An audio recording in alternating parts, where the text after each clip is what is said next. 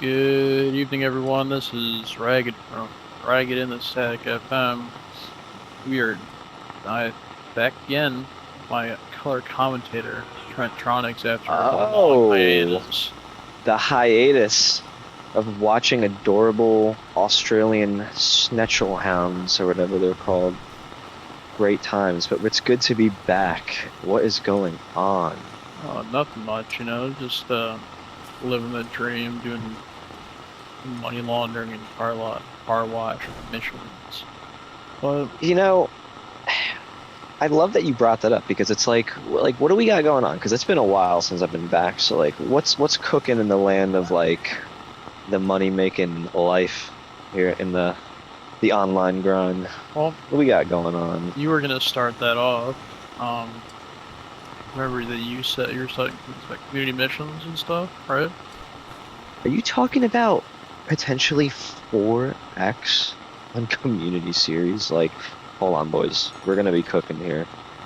4 times, and if you do the 7 new missions, you're getting a 500,000 bonus on top of it. Like, what are we doing here? Why are we not taking advantage of this? There's also like, here's a pharmaceutical research bonus or supply bonus on like for nightclubs, and also like a meth bonus for the week. That meth bonus. Thoughts on that? Love it. I mean, absolutely abysmal at myself for not boosting meth, boosting cocaine by accident. No boost, but there's always tomorrow. We live and learn in this world of grinding the online. Okay. Well, besides those, continue. There's one thing I think we forgot. Hold on a second. Let me pump the brakes there for a sec, because also we got FIB priority files. Okay. Oh, yeah. 2x, modest, nothing crazy, but still. Street dealers too, little 2x. Every day, you gotta hit them every day. And the good thing about the street dealers that at least that I like is that they're quick, they're easy. So yeah, it's only gonna be that 2x, but you're not really putting that much effort. It's like one of those things you can kind of do on the way to another business, like real quick, little intermedium per se. Yeah. Well, some other things you missed besides that is the featured series playlist, which includes Top Fun, Turf Wars, Sumo, and Come Out to Play. Oh god, how can I forget this? Also, besides that, abomination. If you raid 2 stash houses, you get a bonus to a week challenge of 100,000, and I know you love doing those. Oh, I love that. I already got one done today, so we just need one. Gotta get one, baby. Besides that, the last couple of things. That's it. It's a wrap like Saran. What do you say? Okay. What do we got? Salvage yard targets this week include the Anis CR350. Oh, the Benefactor SM722 and the Dinka Sugoi. Okay. I like it. I'm gonna take a look at those. But let's get into I'm excited because well, what I'm very excited about is like the sales, because we're about ready to buy another vehicle here, and we're gonna be seeing firsthand like what's going on here. I'm going to be giving you the live commentary when we're figuring this vehicle out, but that's to stay tuned, so please continue. So what I want to know your opinion about is, what are your thoughts on like the hopefully a new and updated stealth system for GTA 6, for like the heists and like the missions, the humdinger, as opposed to what we have right now. It's amazing that you bring that up, because the thing is, the scale of what to expect for a game like that, it's going to be quite broad, and I mean that in a good way. I think that base minimum, it's going to make GTA 5 just look like how GTA San Andreas looks to GTA 5 at this point. Now, with that being said, to the extent of how it's going to be, I am optimistic. I'm hoping it's not going to be the same kind of BS like in this game, where you'll get spotted in like the most, well, let's just put it like this, you question some of them for sure, and I think just having it more immersive better mechanics too, hiding behind stuff, being able to maybe do diversions, throw cans and rocks and stuff. Which, fun fact, you could do that in GTA 4. I mean, it wasn't like a stealth mechanic, but you could pick items up and throw them around. And it's unfortunate they got rid of that in this game. I wish I could have experienced it more than I did. Just the way you talk about it makes me just want to go back and pull out the 360 and go play it again. Telling you, it's such a joy. What's Such a good game. What is your going off of going off of stealth, possible stealth? Do you want the camera detect? Like how the Don Lucino heist, like camera, like being the camera detection is what I'm trying to say. It's a hard word, it's a hard phrase to say. Do you want that to be like more better? It's like it makes more sense. Like if you're like not in the camera's like view, but the camera still sees you, or like in like the salvage yard heist, like when like you do the entire thing stealth, and then you you stealth it, no one sees you, and then the second you exit with the vehicle, everyone knows you're there. How does that make sense? And do you want that also to be better? No, they need to improve that. And see, that just comes down to a game design, like bad game design. Like they need to one, improve the missions to where there is the opportunity of like being able to stealth the entire thing. Because I mean, obviously, if you're fucking pulling up a car or just starting a car in the middle of a warehouse, no matter how stealthy you are, like eventually they're gonna hear. So I think they need to make it more immersive. Maybe have it where you can secretly knock it into neutral and just quietly push it out without having to turn it on. And just things like that. They need to get creative with it, but it needs really, to. I think that'll add to the immersion and it'll make it more realistic, which I'm sure that's what they're obviously going to be trying to go for, is a more realistic approach in all different aspects, more in-depth mechanics that are going to be more intuitive, of course. Let's see. And it's going to be I'm very excited to see how they work this. I think it's going to be incredible. I just couldn't tell you to the extent of how detailed it's going to be.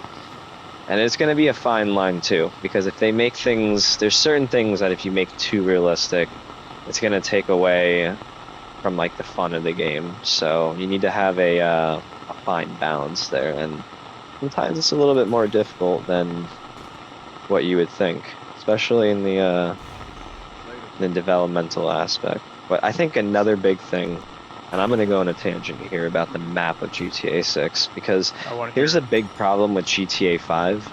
GTA 5's map, yes, it is big, but I saw this great video. I don't know who the YouTuber was, but he was explaining how even though GTA San Andreas is by volume much smaller than GTA 5, like actually traversing the map, it feels a lot bigger.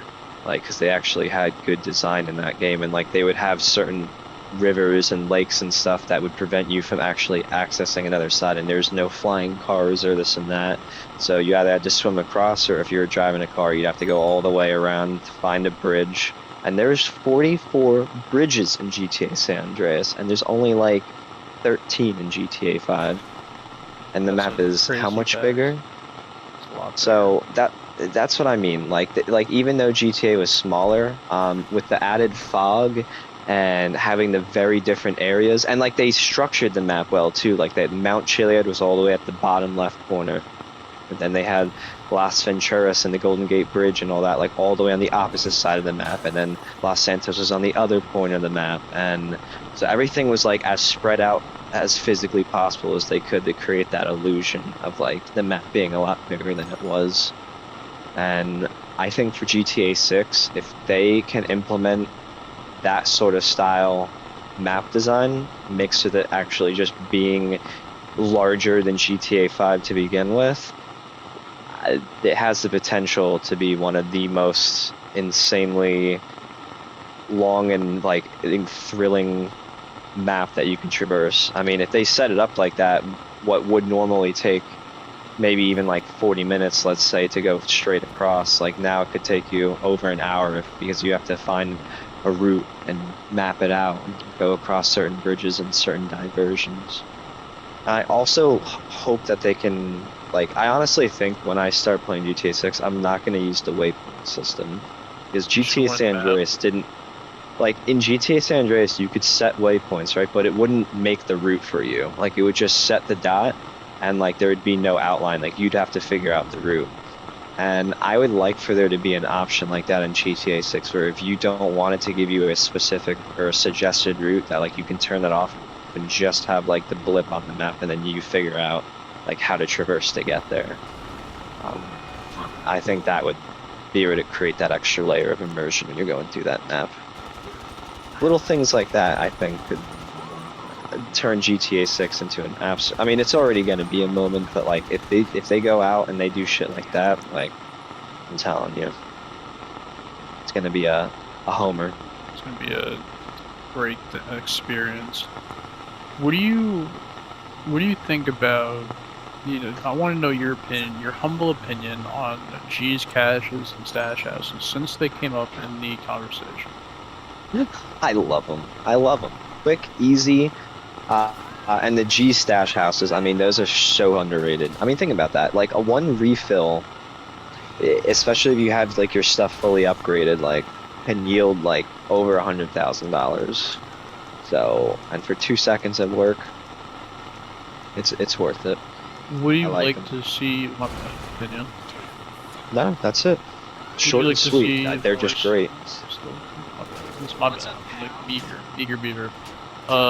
Would you like to see more stuff like that in GTA 6 with a little quick missions, quick rewards, quick benefits for?